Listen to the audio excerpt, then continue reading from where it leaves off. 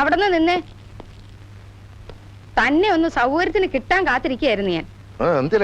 താൻ എന്ത് ധൈര്യത്തിലാണോ എനിക്ക് കത്തയച്ചത്? ഹൈക്കോടതിയിൽ കേസുണ്ട്, പോയിട്ട് വന്ന് സംസാരിക്കാം. ഇവിടുന്ന് ഇറങ്ങിയാലല്ലേ താൻ ഹൈക്കോടതിയിൽ എത്തൂ. തെമ്മാടിത്തരം കാണിച്ചിട്ടാ ചോദിക്കാൻ വന്ന എന്റെ ഭർത്താവിനെ താൻ തല്ലി കൈയൊടിച്ചു. വക്കീല് പിന്നെ ഒരു പ്രേമലേഖന വയസ്സുകാലത്ത് നീ എനിക്ക് പിന്നെ ഞാൻ ശരിയാ കൊല്ലി ഞാൻ നിന്നെ നിന്റെ എഴുതരുത് ആർക്കും. നിന്റെ ഒരു അയ്യോ അയ്യോ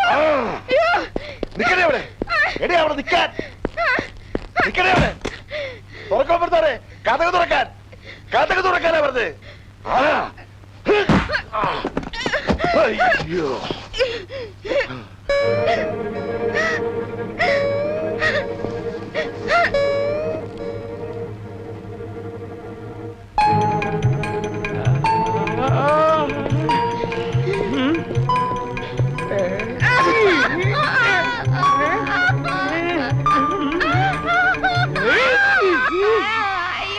എടീ ഭദ്രകാളി, നീ ഇത്രയും വലിയ വഞ്ചകയാണെന്ന് ഞാൻ മനസ്സിലാക്കിയത് പട്ടാപ്പകല് ഞാൻ അപ്പുറത്തുള്ളപ്പോ കാമുകനെ വിളിച്ച് അകത്ത് കയറ്റിയെങ്കിൽ ഞാനൊന്നും അറിഞ്ഞല്ലേ.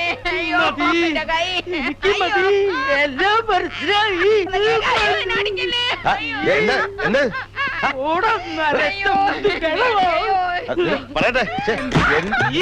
എന്താ നീ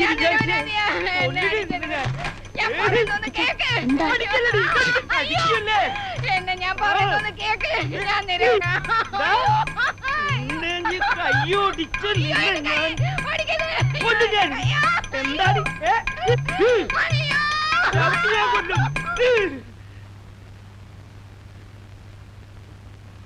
എന്റെ കർത്താവെ, ഏതൊന്ന് കാഞ്ഞൂന്നാ തോന്നണേ. ചിലപ്പോ രണ്ടെണ്ണം കാഞ്ഞിട്ടുണ്ടാവും.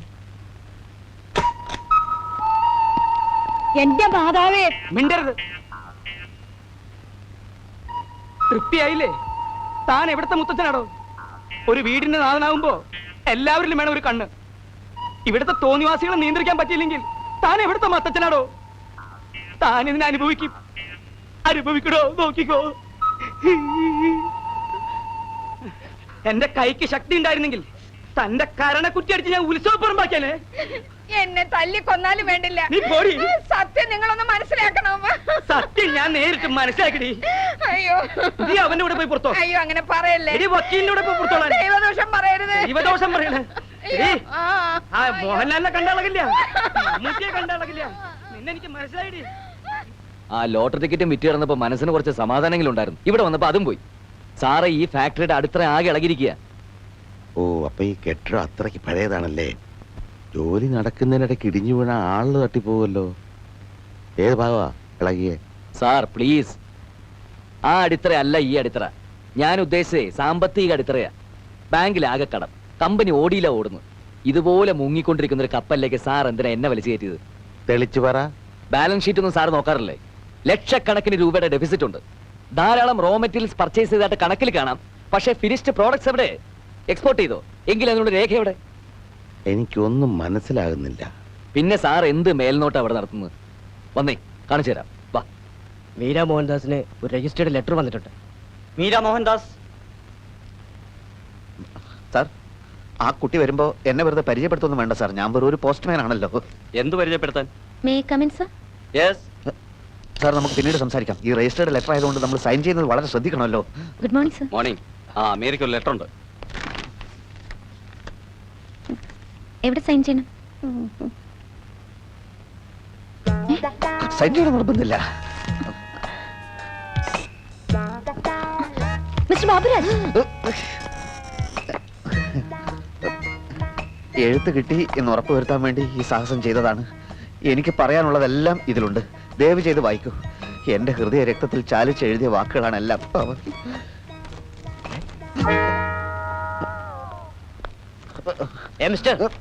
നിങ്ങൾക്ക് കത്തൊന്നുമില്ല. അടിയോടിയുടെ ഭാര്യയ്ക്ക് കിട്ടിയ കത്തിലെ അതേ കൈയക്ഷം തന്നെയാ ഇതിലും. ആണോ? അപ്പൊ അവൻ തലങ്ങും ബലങ്ങും ലവ് ലെറ്റർ എഴുതി വിടുകയാണോ? മുത്തച്ഛ, ഇവൻ അടിയല്ലാതെ വേറെ മരുന്നില്ല. വേറെ മരുന്ന് നമുക്ക് കണ്ടുപിടിക്കാം. അങ്കിളല്ലേ പറഞ്ഞത് ആ കത്തിൽ നിറച്ച് കോടതി ഭാഷയാണെന്ന്? ആയിരുന്നു. എനിക്ക് തോന്നുന്നത് ആ കത്ത് വക്കീല് പറഞ്ഞു കൊടുത്തിട്ട് ബാബുരാജ് എഴുതി. ഈ കത്ത് ബാബുരാജ് തനിച്ചെഴുതി. ഇതിൽ കോടതി ഭാഷയില്ല. വക്കീൽ അങ്കിളിന് ഇതിലെന്താ ഇത്ര ഇൻട്രസ്റ്റ്? അയാള് മൊത്തം കുഴപ്പമാ. ഹൈക്കോടതിയിലും സുപ്രീം കോടതിയിലും ഒന്നും അയക്ക് ഒരു കേസും ഇല്ല. ഇതുപോലുള്ള ചൂഷണവും തട്ടിപ്പോ മെയിൻ ജോലി. എത്രയും പെട്ടെന്ന് ഇതിനൊരു സൊല്യൂഷൻ ഉണ്ടാക്കി താ അങ്കിൾ. സമാനിക്ക് ആലോചിക്കട്ടെ. ക്ലാര ചേച്ചിക്ക് നോവല് വായിക്കാൻ ഇഷ്ടമാണല്ലേ? ആരാ പറഞ്ഞേ? പറഞ്ഞത് ആരെങ്കിലും ആവട്ടെ. ഇഷ്ടമാണോ? അതെ. കണ്ടോ, അപ്പൊ ഞങ്ങളെക്കാൾ കൂടുതൽ അങ്ങേര് ചേച്ചി ശ്രദ്ധിച്ചിരിക്കുന്നു. ആര്? ബാബു അങ്കിൾ. അയാളെന്ത് പറഞ്ഞു? എന്തു പറയാൻ, എപ്പ കണ്ടാലും ക്ലാര ചേച്ചിയെ പറ്റി ചോദിക്കാനേ നേരമുള്ളൂ. ക്ലാര ചേച്ചി ഉണർന്നോ, പള്ളിയിൽ പോയോ, ഊണ് കഴിച്ചോ? അല്ല, എന്താ അതിന്റെ അർത്ഥം? അയ്യോ, എനിക്ക് തോന്നിയിട്ടില്ലല്ലോ പുള്ളിക്കാരൻ എന്നെ ശ്രദ്ധിക്കാറുണ്ടെന്ന്. ആരെങ്കിലും കണ്ടാലോന്ന് പേടിച്ചിട്ടായിരിക്കും. ഇപ്പൊ എന്നെ വിളിച്ചിട്ട് പറയാ ഈ വീക്കിലി ആരെയും കാണാതെ ചേച്ചിക്ക് കൊടുക്കണോന്ന്. ഇതിലൊരു ബെസ്റ്റ് നോവൽ ഉണ്ടത്രേ ചേച്ചിക്ക് വായിക്കാൻ. ആ മുത്തച്ഛൻ.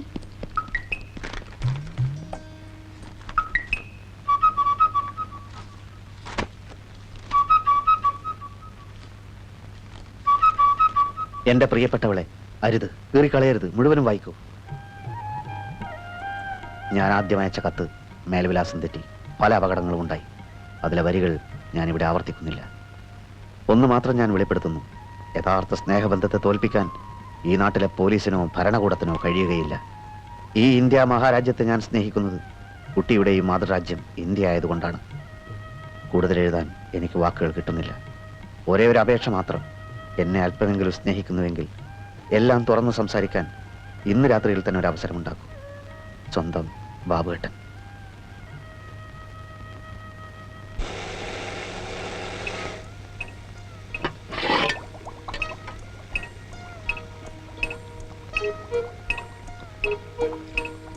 ഡീഡി, എന്താ ഇത്? അരി. അതെനിക്ക് മനസ്സിലായി. അരി കഴുകാതെയാണ് അടുപ്പത്തിടുന്നത്. ഞാൻ കരുതിയത്. പോയി കഴിയിട്ടു അടി. ഞാനിവിടെ അരിഞ്ഞു വെച്ച ഉള്ളിയോ? ഉള്ളി. ഉള്ളി അയ്യോ, അത് ഞാൻ അറിയാതെ എടുത്ത് മിക്സിയിലിട്ടു. മൂപ്പിക്കാൻ വെച്ച ഉള്ളി എടുത്ത് മിക്സിയിലിടേ. നിനക്ക് എന്താ വല്ല ഭ്രാന്ത് പിടിച്ച? കൊണ്ടാടി, പോടി പോടി. നീ ഇന്ന് അടുക്കളയിൽ കടന്നു പോവരുത്. താങ്ക് യു അമ്മച്ചി.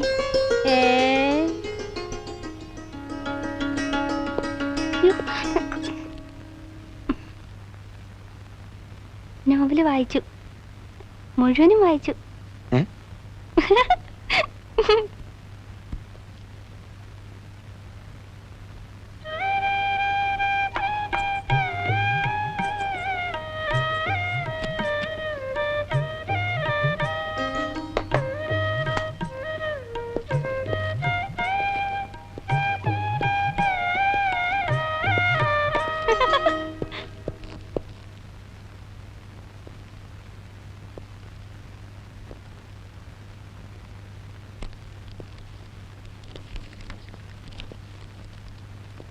നല്ല ഇനം ചെമ്പുപാത്രങ്ങൾക്ക് മുസലിയാർ പാത്രക്കട.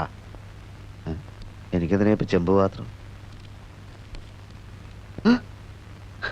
എഴുത്ത് കിട്ടി. എല്ലാവരും ഉറങ്ങിക്കഴിഞ്ഞതിന് ശേഷം അടുക്കള ജനാലക്കൽ വരുമോ? സംസാരിക്കാം. ഒരു പെൺകുട്ടിയുടെ ചിരി കേട്ടല്ലോ ഇവിടെ. മീര വീണച്ചാ. അയ്യോ, വീണോ? എന്നിട്ട് എന്തെങ്കിലും പറ്റിയ കുട്ടിക്ക്? എന്റെ എഴുത്തിൽ അവൾ വീണെന്നാ ഞാൻ പറഞ്ഞത്. ഇതാ നോക്ക്. എങ്ങനെ? ഇനി എല്ലാം വെടിയും തീയും പോലെ സംഭവിക്കും. എല്ലാവരും ഉറങ്ങിക്കഴിഞ്ഞതിന് ശേഷം അടുക്കള ജനാലക്കൽ. എന്തിനാണോ സംസാരത്തിന് അടുക്കള ജനാല തിരഞ്ഞെടുത്തത്? എടാ മണ്ട, അവളുടെ മുറിയിലാകുമ്പോ മറ്റു പിള്ളേർ അറിയില്ലേ? എനിക്ക് തോന്നുന്നത് കുഞ്ഞമ്മയുടെ സപ്പോർട്ട് ഉണ്ടാവും ഈ പരിപാടിക്കെന്ന. വലിയ വീട്ടിലെ പെൺപിള്ളേരുടെ പ്രേമത്തിന് എപ്പോഴും ഒത്താശ ചെയ്തു കൊടുക്കുന്നത് അവിടുത്തെ വേലക്കാരികളായിരിക്കും. ഓഹോ, എത്രയും പെട്ടെന്ന് രാത്രിയായ മതിയായിരുന്നു.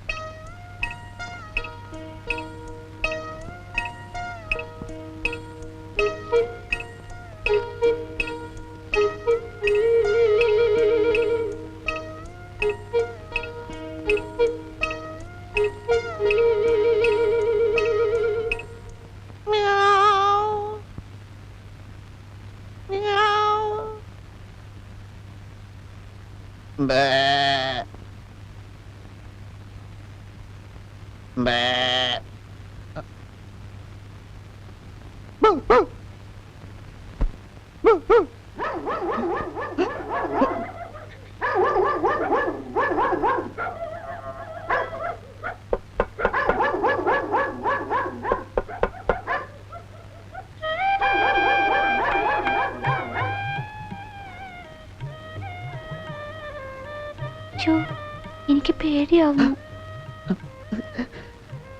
ഇത് ഞാനല്ലേ, ബാബുവേട്ടനല്ലേ? ആദ്യം പൂച്ച കരഞ്ഞതും ബാബുട്ടനായിരുന്നോ? അതെ, ആട് കരഞ്ഞതും പട്ടി കുരച്ചതും ഒക്കെ ഞാൻ തന്നെയാ. എനിക്ക് 20 മൃഗങ്ങളുടെയും 19 പക്ഷികളുടെയും ശബ്ദം ഉണ്ടാക്കാൻ അറിയാം. അപ്പൊ ആള് ഭയങ്കര മിമിക്രിക്കാരനാണല്ലോ.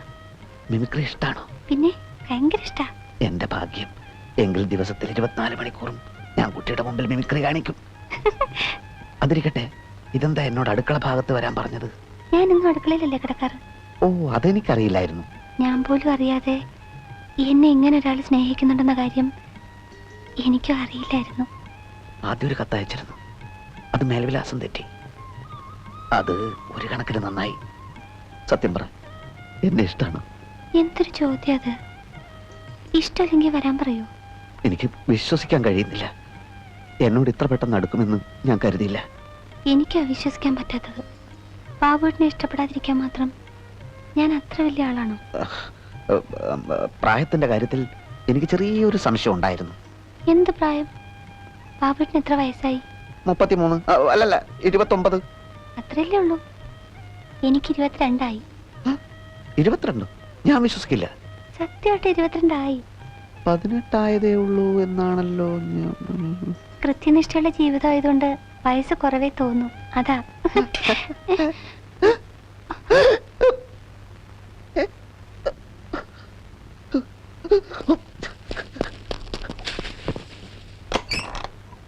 എന്തായി? ആകെ കുളമായി. പിന്നെ കുളത്തിൽ വീണോ? ഇതിലും ഭേദം കുളത്തിൽ വീഴുന്നതായിരുന്നു.